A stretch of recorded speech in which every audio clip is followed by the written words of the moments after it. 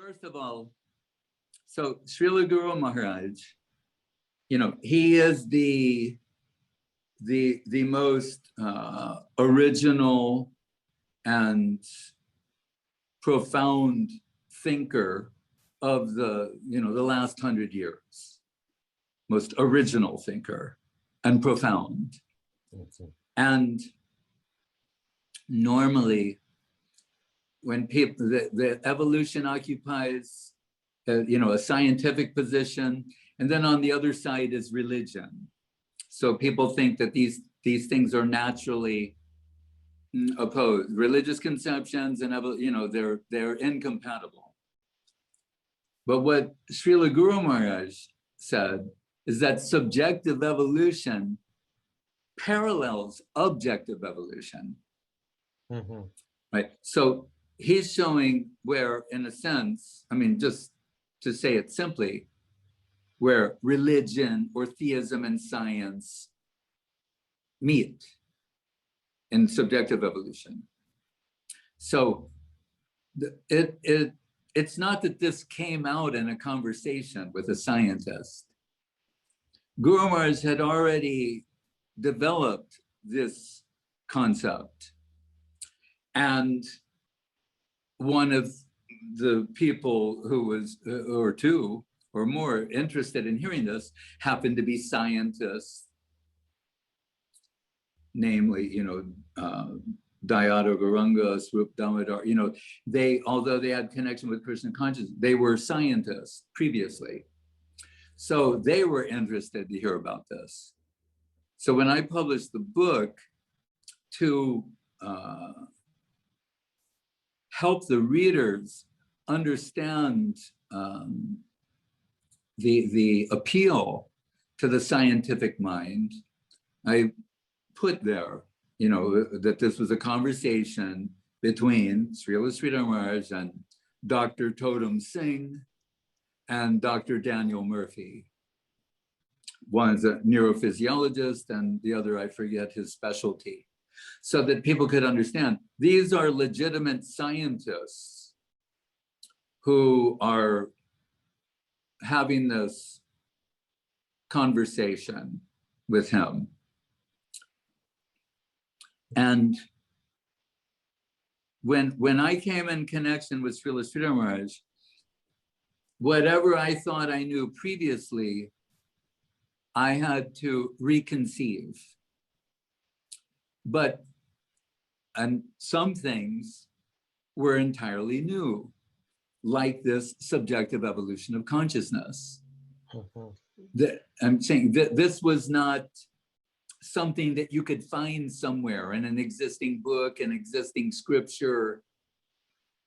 This is his deep level interpretation of spiritual reality. Mm-hmm. So, and Guru Maharaj, noted for his use of analogy, would make it very simple, right?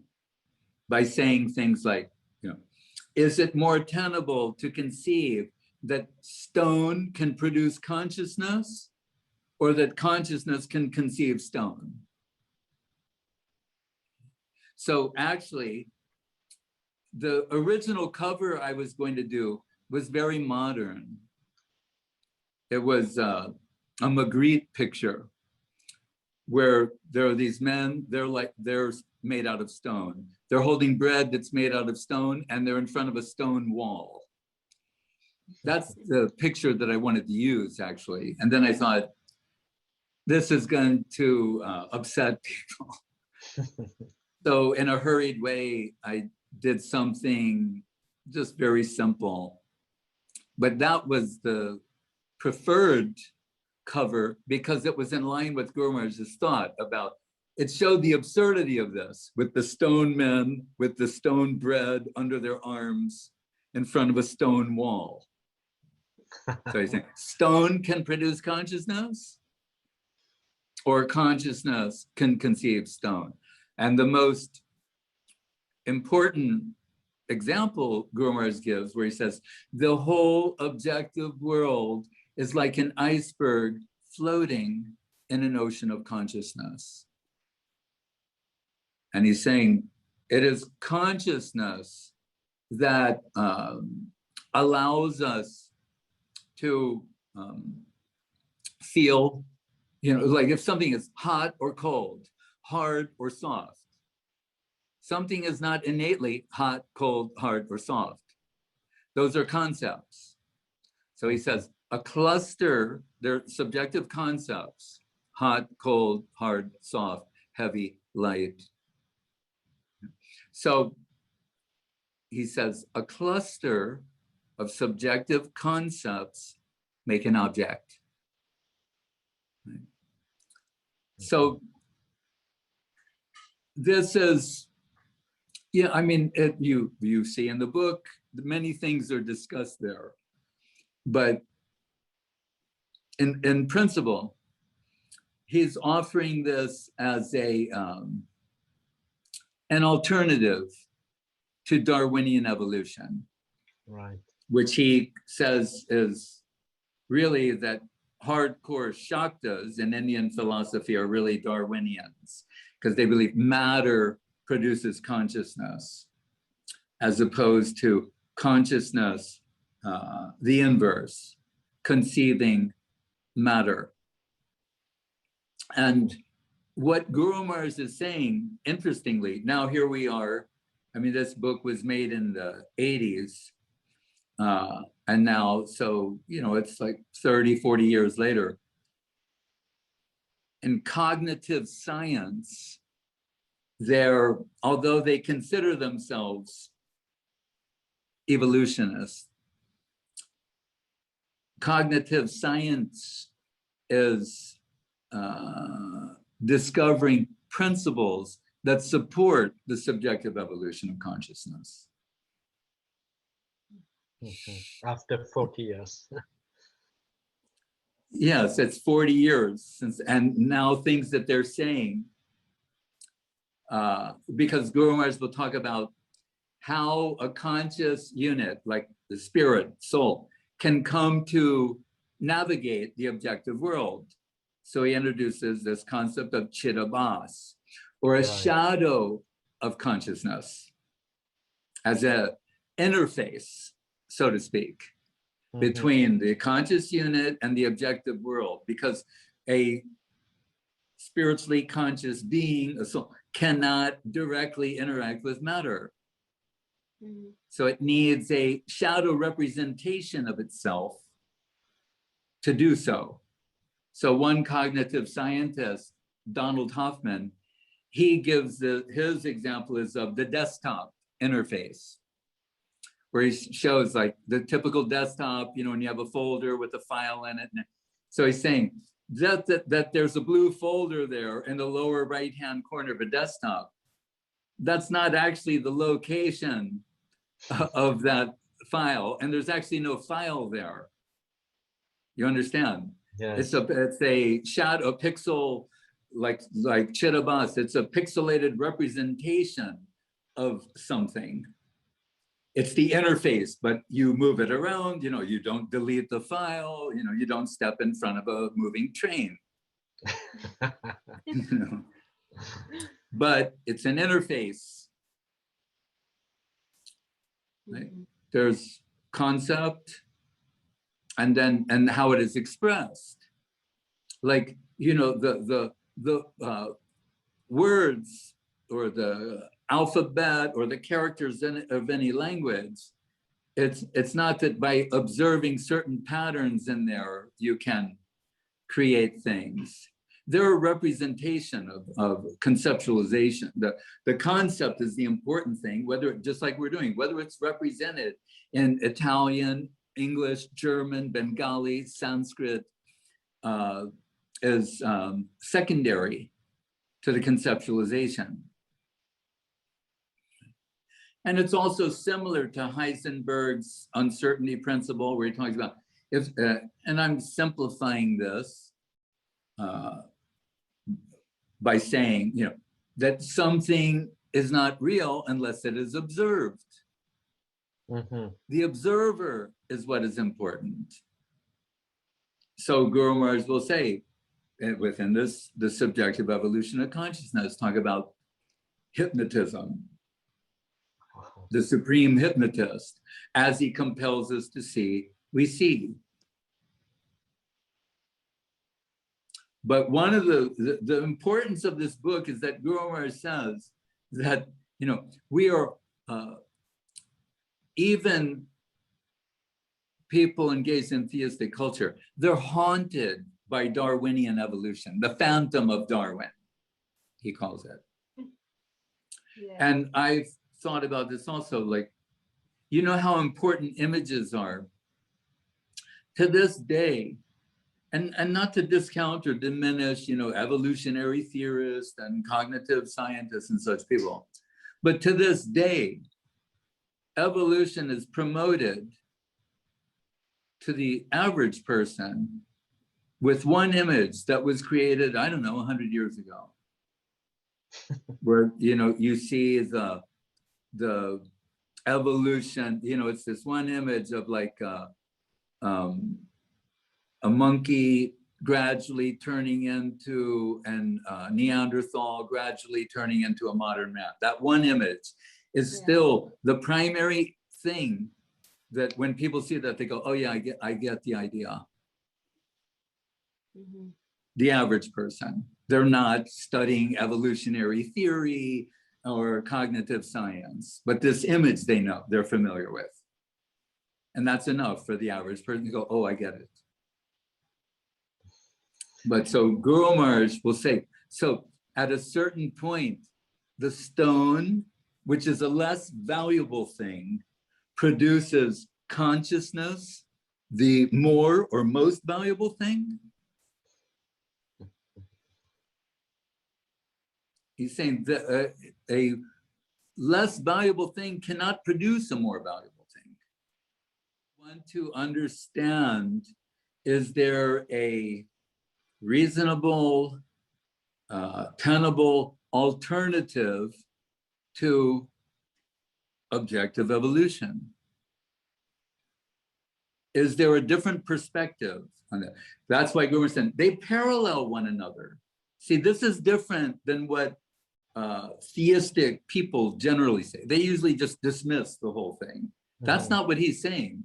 He's saying they parallel one another. The difference being that subjective evolution is driven by a conscious agent. And objective evolution is saying that the objective world evolves into a conscious agent. Subjective evolution is saying the conscious agent is manipulating the objective world. Yes. And also there is another ingredient in the book that we notice, that the sweetness, the ananda side also. Yes. Usually in the scientific talk is not there. Right. So what I've extracted from Guru Maharaj on this is the following point, that one, remember, it's all about competing narratives. This is what I want to say also. Remember, again, and just follow this line of thinking. The average person has not done the research of the scientists, nor the deep research of, say, the spiritual researchers, the rishis. They're hearing these competing narratives, one from this side, one from the other side. And it resonates with them or it doesn't. So it's really about hearing and conceptualization. You understand? Because even from a scientific point of view, someone, the average person, they didn't do they believe that what they're hearing is reliable and tenable. Yeah. They haven't actually done it. So it points to the importance of hearing. Hear competing narratives, right? And something resonates or it doesn't. So this one narrative is saying that the objective world is practically unlimited, right? Or infinite, you know. And like the science would say, a trillion stars. And then one planet in that trillion stars objective universe, has living beings, conscious living beings. And among them, the elite are human beings. So you understand, it means matter virtually unlimited, and within all of that, just in one place, a really minuscule amount of consciousness. And even smaller is this conscious elite of human beings, whom on a lucky day, they may experience a drop of anandam, or pleasure, or happiness. That's one narrative, right? That's the objective evolutionary side.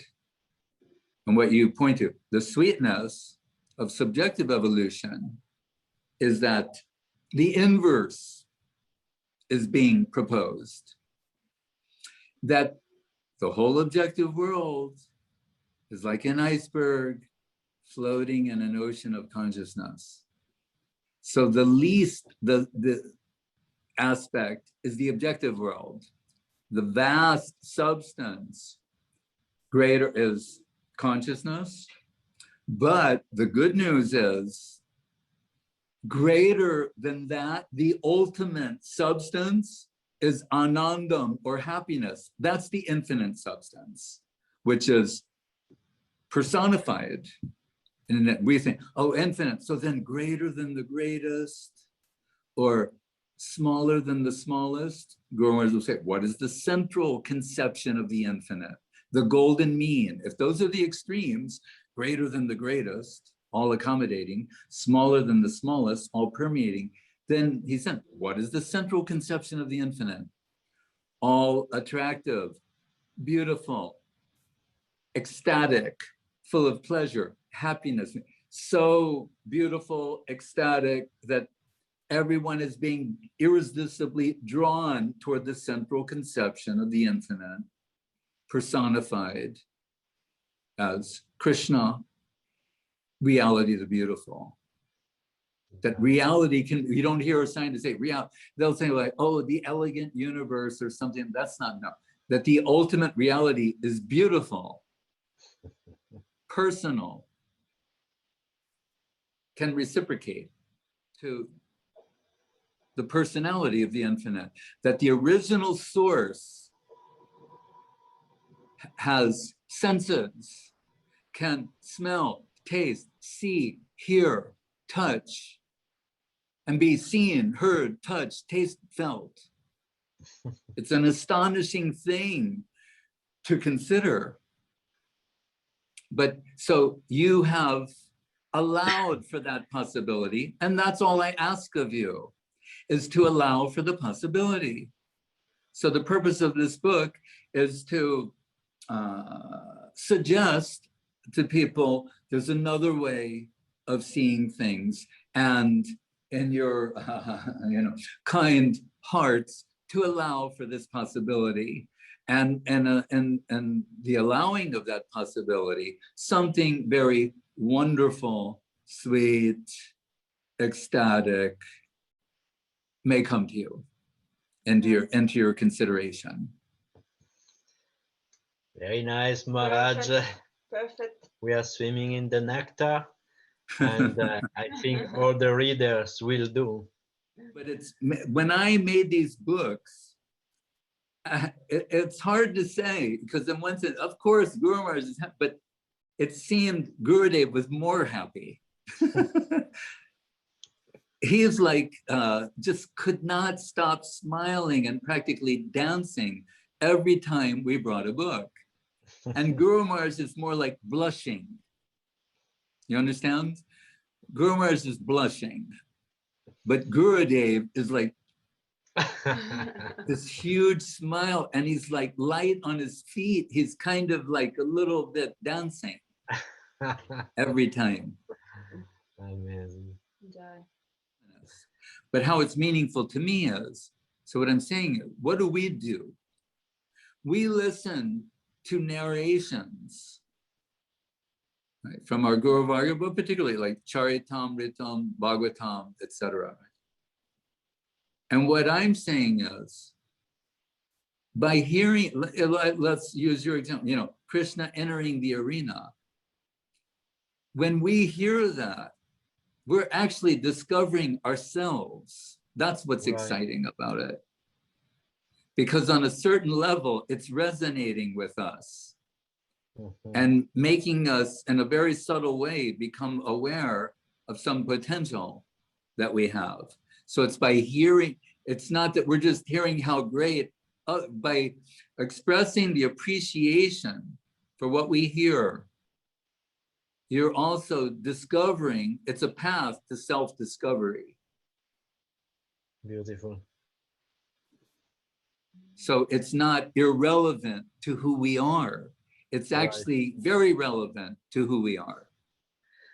I think this is the best reason why to read the book and this kind of. Right. So that, and what I'm saying, that's why Kaviraj Goswami will say, like, I give my dandavats to the reader. Then you think, oh my, well, you know, he must be talking about somebody else, you know, like, but what he's saying is he knows what is the subject matter of this book, and what, remember, it's live streaming reality.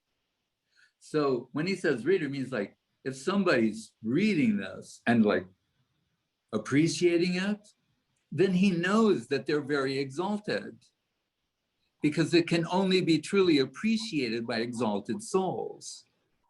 So he wants to give his dandavats to those who are appreciating this book, which is a very peculiar thing. Okay, Maharaj. It's much more than what we expect as usual. Yes.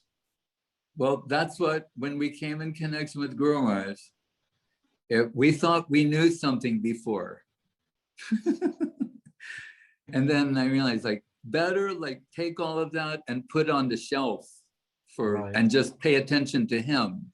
And then I'll come back and look later at that and see what I want to save. If anything. No, something for sure. Hare Krishna. All right, my dandavats, and I'm the biggest fan of yours and of this wonderful seva. Thank you for thank you so much, Maharaj, for your giving light to this book, to give it birth to the Hare book Krishna. that we could translate and be benefited.